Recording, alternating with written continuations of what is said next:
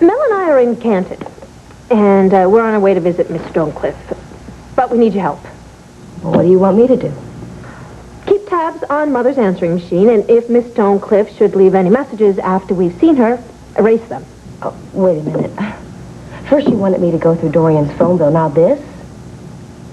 Cassie, no. Kelly, listen to me. The longer this family hangs on to its secrets, the longer it'll take for any of us to be whole again, especially my mother. But until Mel and I get the full story and we can discuss it with her face to face, we'd rather that she heard nothing about this trip. Well, Cassie, look, if you think that she's going to freak, then why don't you just back off? We can't. Because in her own way, my mother is just as disturbed as Melinda or Addie. And we want to help her before she does anything worse. Worse than what? Kelly, there's something you don't know. Yesterday after you left, Mel found out that Mother withheld Melinda's medication from her while she was in Landview. What? She substituted sugar for the medication in the capsule. Mel got hold of one of the pills, and Mary Hayes confirmed that's what happened. Oh, my God. My mother has been losing touch with reality. She's been heartbroken, thinking that she let me down, and all this time Dorian's been messing with her medication? Yeah, I'm afraid everything points to that. Well, how can I even look at her in the same way? Because she can't help herself. That's the whole point. This comes from someplace, something that we don't understand yet. Hello, Kelly? Yeah, no, I'm here. Good. So, will you help us? Will you take care of Mother's phone? Yes, I will. Kelly? Who was that on the phone? Was it Ian? No, it was Cassie. Really? Is everything all right back home? Back home, yes. It's all just starting to hit you, isn't it? The disappointment and sadness that your mother's visit to Landview ended so badly. Yes, it's all hitting me. I'm so sorry. I know that you wanted this to be a time of reconnection with your mother, but please don't let her setback be your setback, because I think a lot of good came out of her stay. Do you want to remind me what that was again? Okay, for one thing, I think she displayed remarkable courage making the trip at all. And then also, the rest of us learned that, unfortunately, in light of her limitations, she really is better off here, in her neat little box. Excuse me. Sorry to keep you waiting. Oh, Doctor, how is she? Your sister's an incredibly resilient woman. She slept quite well last night, and she seems much more calm today. Did you ever find out what's wrong? Yes, and the answer is as simple as it is perplexing. Linda hasn't been taking her medication. What? That's impossible. On the contrary, her blood metabolite level indicates that the drugs we prescribed have been absent from Melinda's system for at least 10 days. Well, do you think you could explain to us, Doctor, how that could happen? I was hoping that one of you would be able to tell me. Yes, I knew you right off the bat. Your mother sent me a photo of you and your cousins not so long ago. It was taken at a fashion show. Oh, such lovely girls. Thank you. This is Mel Hayes. He's a close friend of Mother's. How do? We didn't want you to go to any sort of trouble, so we just wanted to come see you and ask you a few questions. About what? About the family, mostly my grandparents.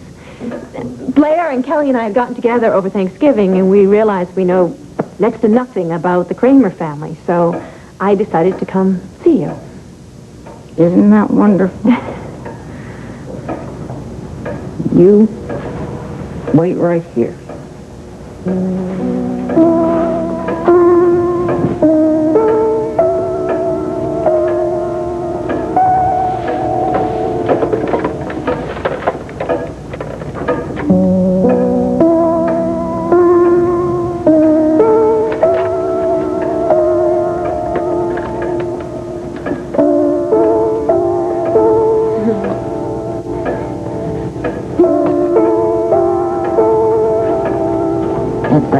time. This banana bread's all I have in the house. Oh. Now there is a beautiful woman. This is my grandmother, isn't it? My mother looks just like her. Like 2 kernels of the same ear of corn. Now here,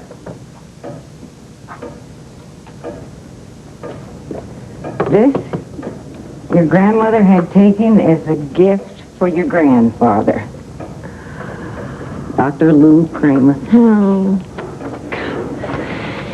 They spent their lives here. Doctor carried her over that threshold the day they were married.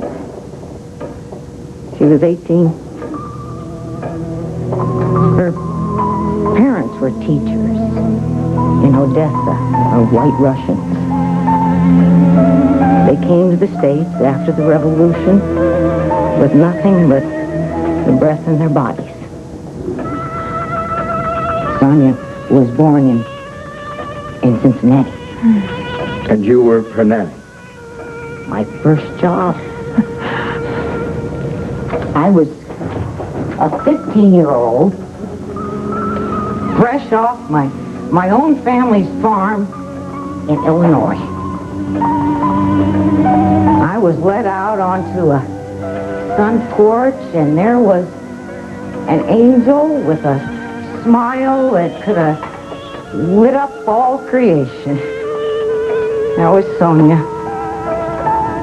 Oh, she wasn't just a pretty little girl. She was touched by God.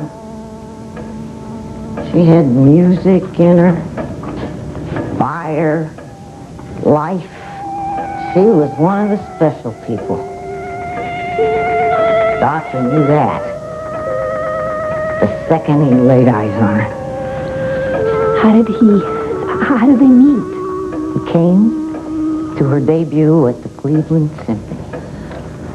She was 16 and played Brahms. From that night on, oh, the letters he'd send, and the flowers. I knew that he would not take no for an answer. Did you like my grandfather? He was a fine man. He was honest, straightforward, devoted to his community. He was a real country doctor? Also appreciated his wife's great gift.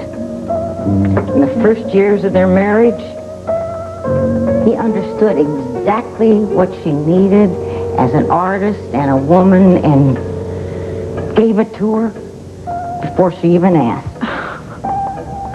Sounds idyllic. They were very happy together. Then the children came. Agatha, Dorian, Melinda. That changed everything. How? Don't ask me that.